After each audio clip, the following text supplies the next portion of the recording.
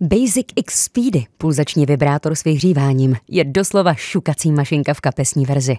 No dobrá, tak v batůžkové verzi.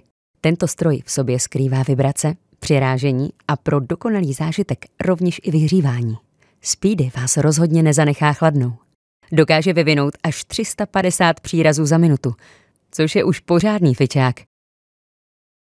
Díky praktické rukojeti se s ním velmi dobře manipuluje a silná přísavka vám umí být k dispozici například ve sprchovém koutě. A můžete si tak zpříjemnit vaše chvíle bez nutnosti jej držet v ruce.